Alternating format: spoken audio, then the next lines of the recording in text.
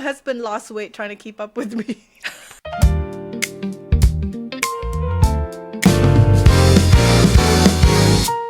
Hello, everybody, and welcome to Season 2, Episode 6 of the Me First podcast. And today's topic, we are going to be talking about when your libido vanishes. Truth be told, it doesn't really vanish, but we're going to be talking about it. A lot of people love talking about that. And Galentine's Day, coincidentally, happens to be February 13.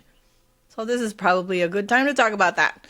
But before we do, let us say hi to everybody listening, watching. My name is Marge, and this is my partner, Ria. How are you doing? I'm doing better. Thank you for asking. Yes, better.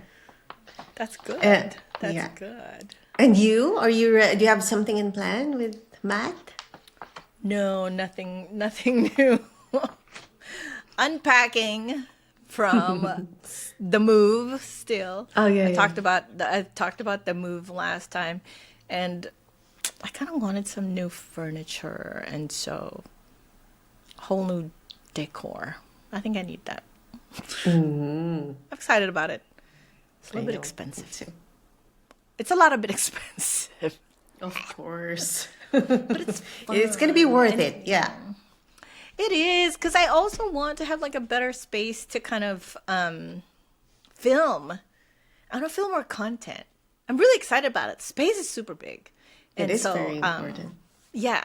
So space is going to be super big. And actually on the next episode, you're going to be seeing our new space, our new podcast space. And I don't know. I'm just excited. I feel like I could make more content and all that stuff.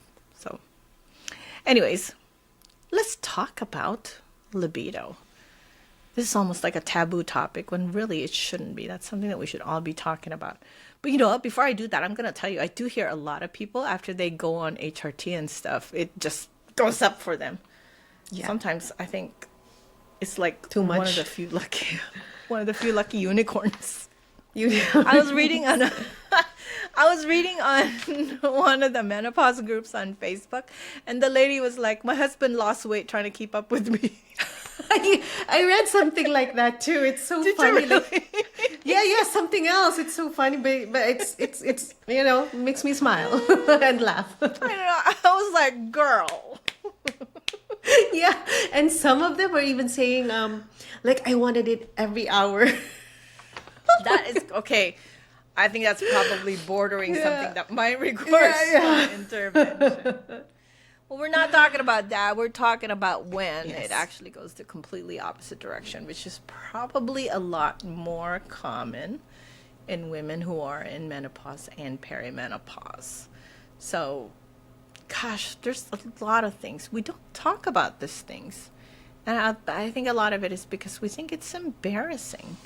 Mm-hmm. And in this phase in our life, I think we want different kinds of intimacy, if that even makes sense. It evolves too, huh? Right? We want a little bit more emotional connections as opposed to like physical connections. I agree. If that makes sense. Mm-hmm. And then, of course, you got a lot of your other factors. When you're perimenopausal and your hormones are shifting, you just feel numb and you don't care and you're just not interested, and therefore a lot of women kind of avoid it. And that's the other thing that I wanted to say on one of the Facebook groups I'm in. I think you're in there too. I keep seeing women saying, I hate my husband so much.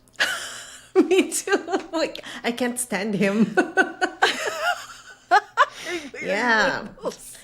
Yeah, I see that a lot. And I'm like, oh my God. It's good that we have these groups because and some of them, they just post anonymously because they really want to vent it out, but they can't. They can talk to anybody and say, "Oh, I can't stand him."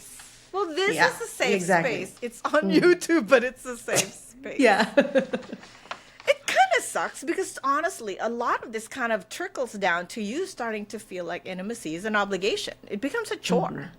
Yeah. And it's not good. You know, I'm honestly, I'm personal confession. I think I could do better. I think Matt would probably tell you that he would want it a little bit more frequently. So, Yeah. I want to be able to do something about that. And a lot of women in this stage also kind of start thinking about what this means in their relationship, which is why we talked about this before.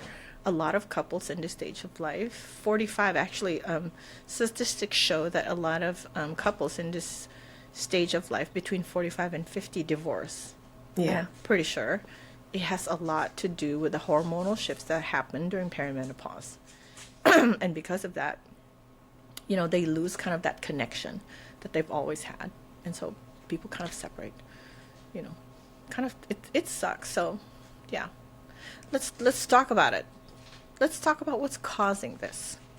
So you were telling me earlier today, testosterone will probably help that. I'm not on testosterone, but definitely estrogen and testosterone, when it goes down, which is what happens when you're in perimenopause and menopause, when it goes down, it kind of affects your desire, and it also affects sensation.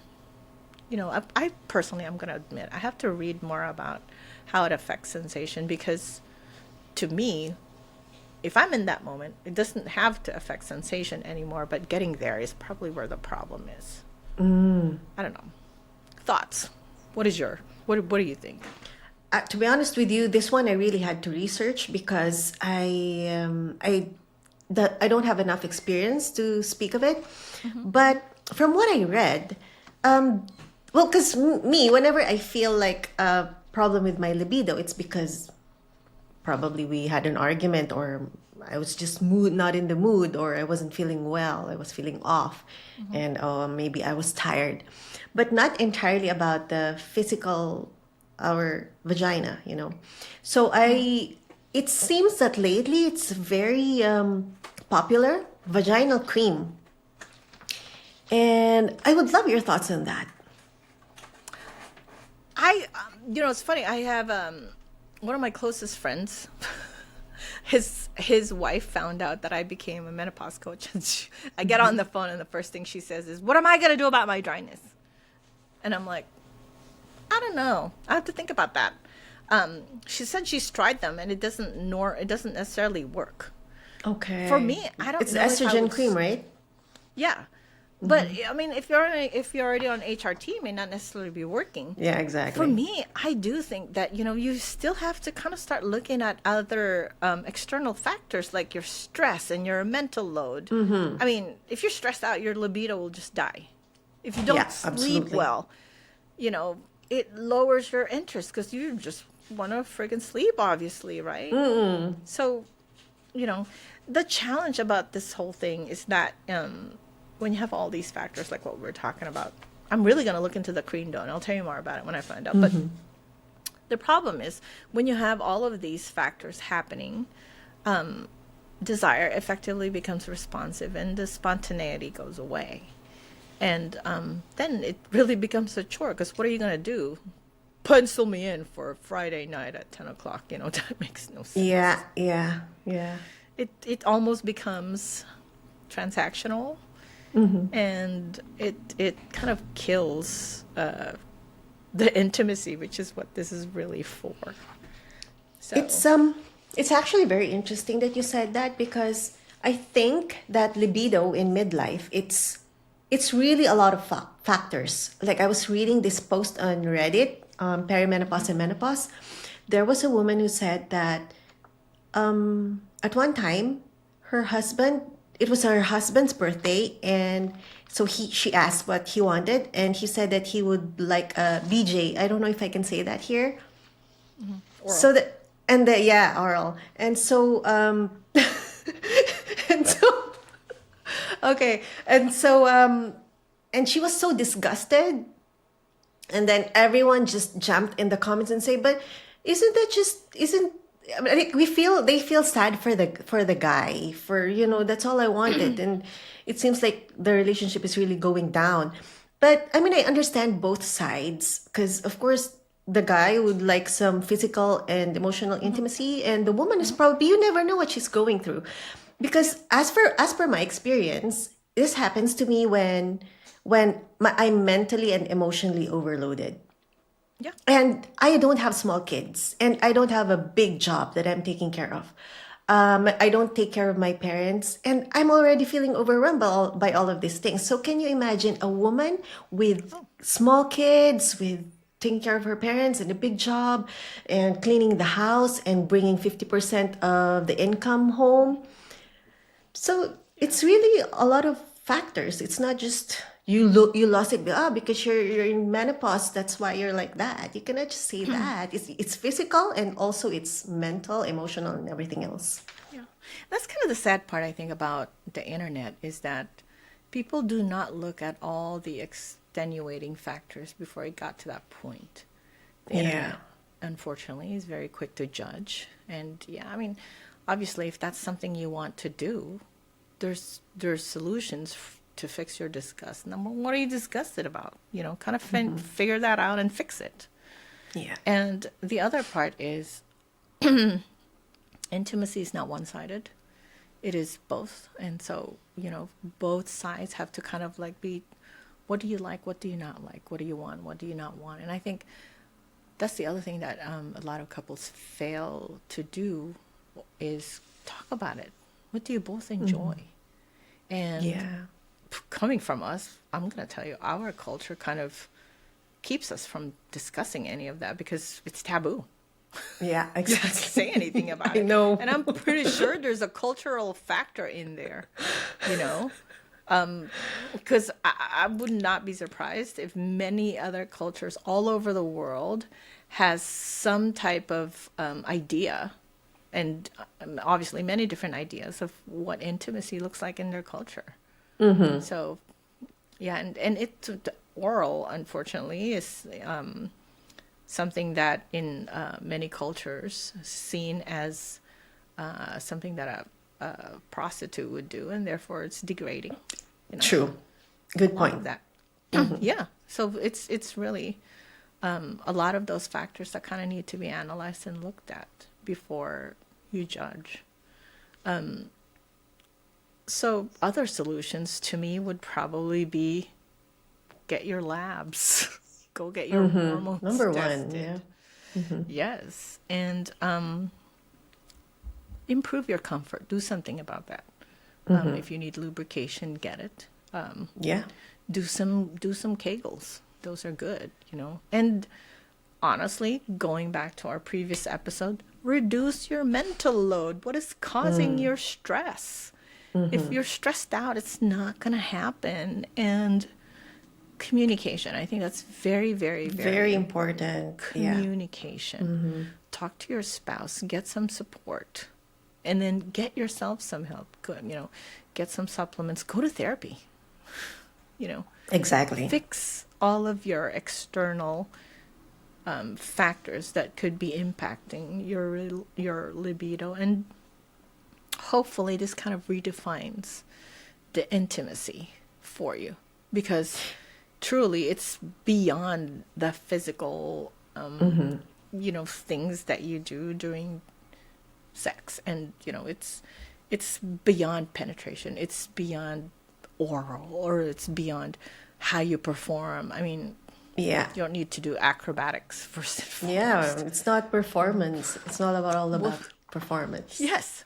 When you're in perimenopause, performance is probably not even on the top 5 or top 10 on the No. priority list at this point. And I think a lot of people probably also kind of have that mentality.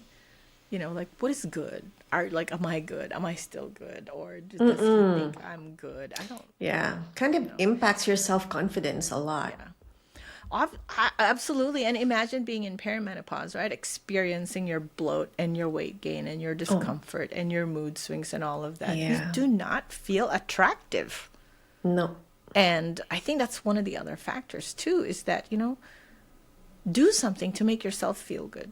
Dress up. Yeah. You know, put some makeup on, whatever it is that makes you feel good about yourself. Because until you feel good about how you look, you know, internally and externally, you're probably not going to succeed in other people, in making other people finding you attractive. Because if you don't even find yourself attractive, and if you don't feel good, it's just not going to happen. Very and important. I think that's one of our, I think that's one of our problems, is that, sometimes when we feel like crap, we dress like crap, and you can see it everywhere else. Yeah, And it's true. believe it or not, honestly, if you feel like crap, dress up and put yourself together. It'll make yourself feel better. Yeah. It will. It instantly elevates the mood, right? It does. Absolutely. It does. Go do a little bit of shopping and put it together. And it'll change things. I think so. Anyways. Yeah. I'm just going to share. Oh, sorry. Yeah, I'm just going to share this because go for it. probably our viewers might learn from this. But I really admire this conversation that happened between someone I know and her husband. So the husband came to her and said that he misses having sex with her. And usually some women, they're going to be reactive, right? But the way that she took it, she said, I understand, and of course you do, and I miss it too, but this is what's happening in my body right now. And then the guy said that, well, just promise me that you're going to do something about it. Isn't that nice? I think that's a beautiful conversation. And she said, of course I'm going to do. And then she worked on it, and that's just beautiful. No judgments and no minimizing. And it's all acknowledging each other's feelings. And that, I think it's even better than orgasm. I mean, orgasm is good. But coupled with that, right? It's validating. Yeah. And it's funny you say that, because I think that's one of the other things that we need to do.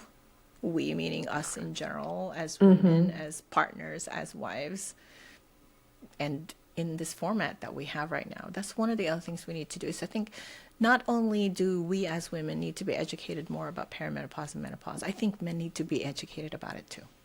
Yeah. I Absolutely. I absolutely think men need to be educated about it too. Like, what is going on in your partner's body? You need to understand that. Because menopause is not an excuse. Perimenopause is not an excuse. Just like, when people talk about their periods and how they feel, that's not an excuse. It's legitimate. Yeah, And it I is. think all of those need to be validated. If you're out here thinking your wife or your partner is crazy, she probably is right now because of what's going on in her body. So do something about it. I love that conversation. Not very many people are able to have those conversations. Exactly, yeah. Unfortunately. But hitting up towards the end of our podcast, what is your Me First promise this week?